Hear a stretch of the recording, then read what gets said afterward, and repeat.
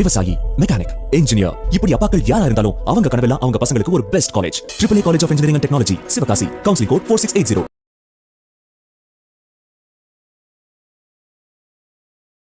மதிமுக பொதுச் செயலர் வைகோ செய்தியாளர்களை சந்திக்கிறார், பார்க்கலாம்.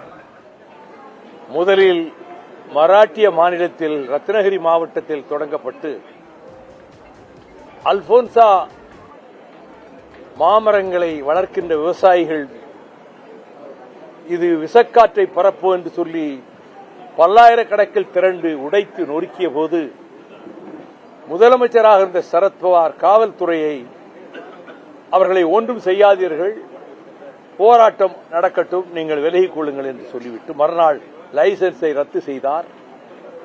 அதனுடைய உரிமையாளரான உலக கோடீஸ்வரன் அனில் அகர்வால் கோவா மாநிலத்திலே முயன்று அவர்கள் அனுமதிக்காமல், குஜராத் மாநிலத்தில் முயன்று அவர்கள் அனுமதிக்காமல் தமிழ்நாட்டில் வந்து அன்று முதலமைச்சராக இருந்த ஜெயலலிதாவை சந்தித்து ஒரு வார காலத்திற்குள் லைசன்ஸ் வாங்கி அந்த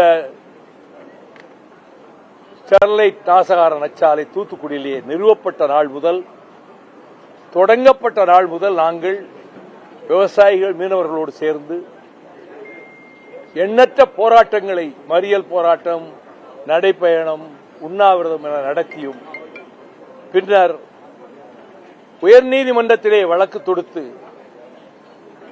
அந்த வழக்கில் ஸ்டெர்லைட் தரப்பில் இந்தியாவின் தலை சிறந்த வழக்கறிஞர் கே வேணுகோபால் வந்து வாதாடிய வழக்கில் நான் 7.5 மணி நேரம் என் வாதங்களை எடுத்து வைத்திருக்கிறேன்.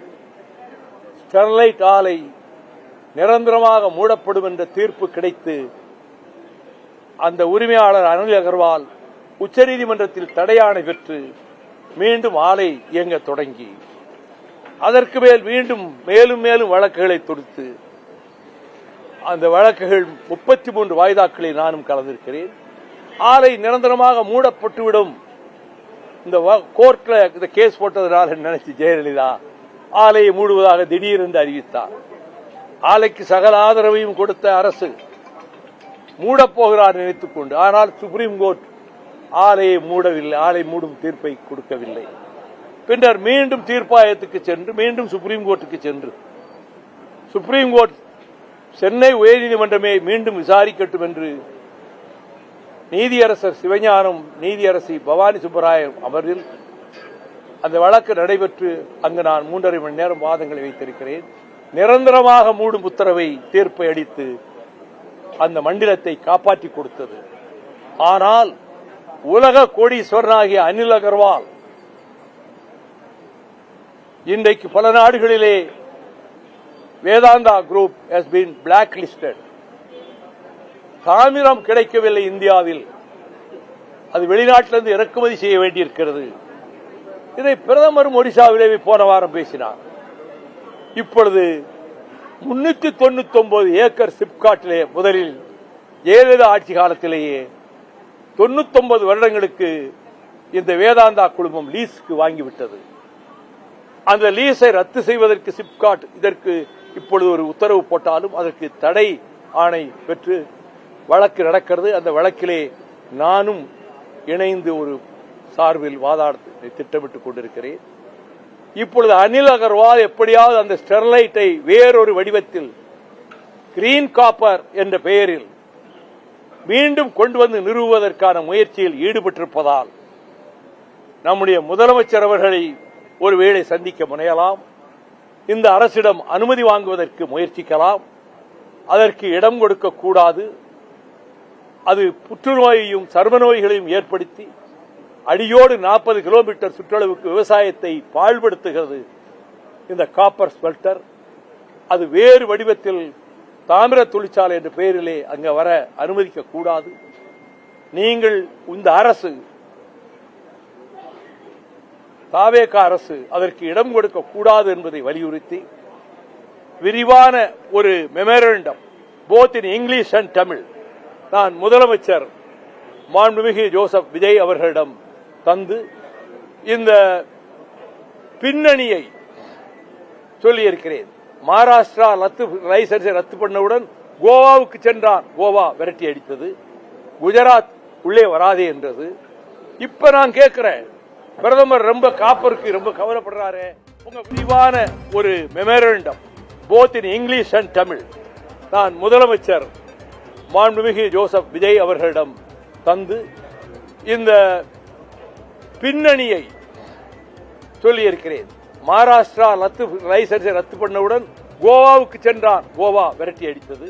15 வருடங்களாயிற்று நான் வாங்கி அதை தடுத்து வைத்திருப்பதற்கும், நெய்வேலி நிலக்கரி நிறுவனம் தனியார் மயம் ஆக விடாமல் வாஜ்பாயிடம் அந்த முடிவை மாற்றுவதற்கும், எனவே தமிழ்நாட்டினுடைய வாழ்வாதாரங்களை ஹைட்ரோ கார்பன் திட்டம் வரக்கூடாது என்பதற்காக, மேகதாட்டு அணையை கர்நாடகம் கட்டவிடக்கூடாது என்பதற்காக காவிரி மண்டலம் பூராவும் ஊர் ஊராக சென்று கட்சியை பற்றி பேசாமல், கட்சி கொடி கட்டாமல் நான் பிரச்சாரம் செய்திருக்கிறேன்.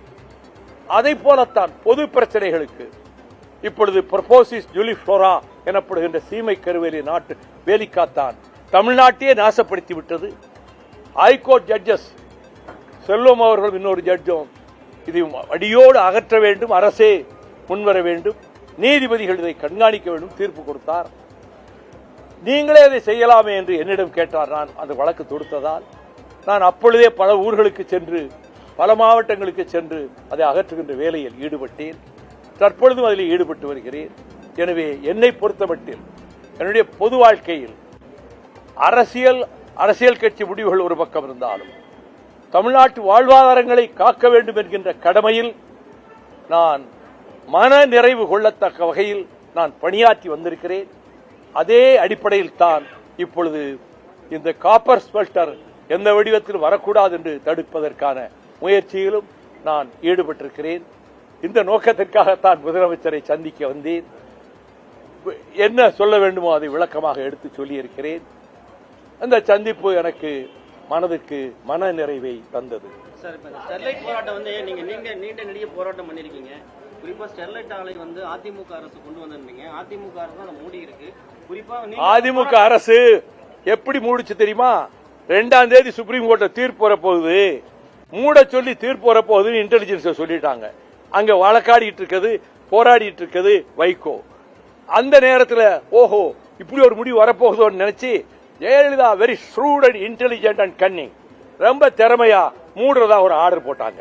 அவங்க ஸ்டெர்லைட்டுக்கு முழு ஆதரவையும் கொடுத்தாங்க, எல்லா சப்போர்ட்டும் பண்ணாங்க. அதற்கு பிறகு அரசும் கூட ஸ்டெர்லைட்டுக்கு சப்போர்ட் பண்ணத்தான் செஞ்சது. எதிர்த்தது உண்மையாக கடுமையாக எதிர்த்து போராடியது நானும், எங்கள் இயக்கமும், சில விவசாய சங்கங்களும், 1-2 மீனவ அமைப்புகளும் தான் கடைசி வரை எதிர்த்து போராடி இருக்கிறோம். எனவே அந்த அரசு முழு ஆதரவையும் கொடுத்து லைசன்ஸ் கொடுத்தது மட்டுமில்ல, கடைசி வரைக்கும் ஆதரவு கொடுத்தது. நாளைக்கு கவர்னர் அட்ரஸ் தொடங்க இருக்கிறது. நாளைக்கு கவர்னர் சட்டப்பேரவையில் தொடங்குறது. மதிமுக 2 எம்எல்ஏக்கள் கலைஞர் சீர்காழியில் வெற்றி பெற்றிருக்காங்க. அவங்களுடைய நிலைப்பாடு என்னவா இருக்கும் நாளைக்கு தான் தெரியும். அரசியல் ரீதியாக மிக முக்கியமாக ஒரு மூத்த தலைவர், இளம் தலைவராக முதலமைச்சராக வந்திருக்கக்கூடிய எப்படி பார்க்கிறது? அரசியல் ரீதியாக என்ன பேசுறீங்க உள்ள? இங்க இந்த அரசு அமைந்ததிலிருந்து கமிஷன் என்ற பேச்சுக்கு இங்கே இடமில்லை. அது ஒரு மக்களுக்கு மனதை குளிர்விக்கக்கூடிய ஒரு ஆரோக்கியமான நிர்வாகம். கமிஷன், கரப்ஷன் என்ற சொற்களுக்கு இடமில்லாமல் ஜோசப் விஜய் அவர்களின் அரசு இயங்குகிறது என்பது என்னுடைய கருத்து.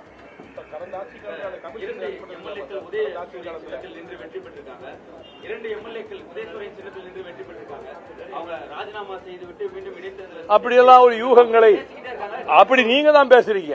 உங்களை மாதிரி சில பேர் பத்திரிகைகள்ல இந்த ராத்திரி வாதங்கள் இருக்க கச்சேரி அதுல கடுமையா பேசுறாங்க. அவங்களா கற்பனை பண்ணி ஏதோ பேசுறாங்க. யூகங்களுக்கெல்லாம் நான் பதில் சொல்ல முடியாது. யூகங்களுக்கு நான் பதில் சொல்ல இயலாது. அது பற்றி இப்பொழுது எதுவும் சொல்வதற்கு என்னால் எதுவும் இப்பொழுது சொல்ல இயலாது.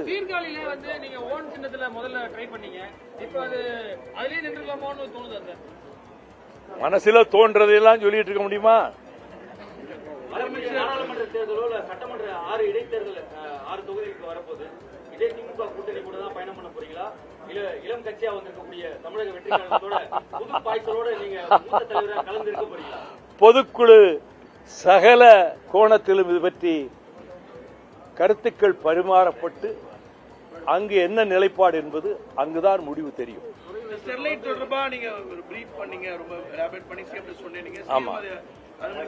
என்ன எப்படி என்ன அவர் நல்ல முறையில் நான் சொன்னதை மிக நல்ல முறையில் உற்று கவனித்து கேட்டுக்கொண்டார். எனக்கு நம்பிக்கை இருக்கிறது அவர் இதற்கு அனுமதி தரமாட்டார் என்ற நம்பிக்கை இருக்கிறது. நேற்று வெளியிடப்பட்டிருக்கக்கூடிய வெள்ளை அறிக்கையை எப்படி பார்க்கிறீங்க? உங்களோட அனுபவத்துக்கு பல வெள்ளை அறிக்கைகளை பார்த்திருப்பீங்க.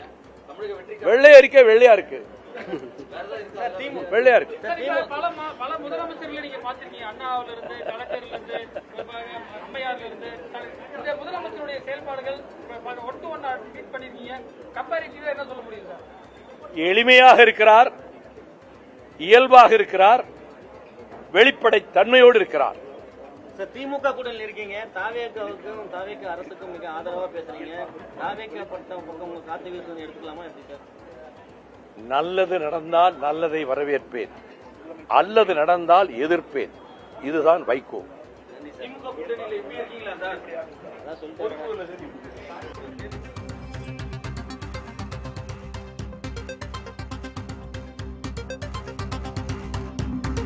தாவேக்காவை நெருங்குகிறதா மதிமுக என்ற கேள்வி எழுந்திருக்கக்கூடிய சூழலில் முதலமைச்சரை சந்தித்த பிறகு மதிமுக பொதுச் செயலர் வைகோ செய்தியாளர்களிடையே பேசியிருக்கிறார். மதிமுக எம்எல்ஏக்கள் ராஜினாமா செய்கிறார்களா என்று எழுப்பிய கேள்விக்கு யூகங்களுக்கு பதில் சொல்ல முடியாது என்றிருக்கிறார். மேலும் ஸ்டெர்லைட் ஆலை தொடர்பாக முதலமைச்சரிடம் முறையிட்டதாகவும் தனது நாடாளுமன்ற உரை வெளியீட்டு விழாவுக்கு முதல்வருக்கு அழைப்பு விடுத்ததாகவும் கூறியிருக்கிறார். விவசாயி, மெக்கானிக், இன்ஜினியர், இப்படி அப்பாக்கள் யாரா இருந்தாலும் அவங்க கனவெல்லாம் அவங்க பசங்களுக்கு ஒரு best college. AAA college of engineering and technology, Sivakasi. Counselling code 4680.